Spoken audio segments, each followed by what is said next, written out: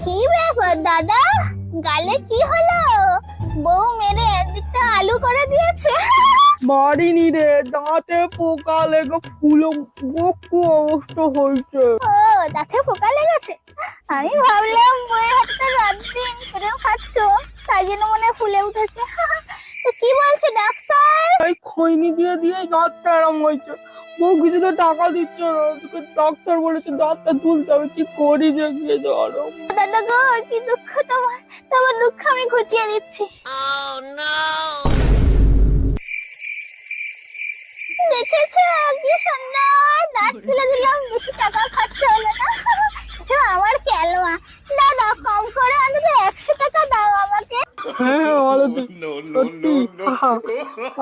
1000 টাকা খরচ হতো, আমার কাছে এই টাকা পড়েছিল।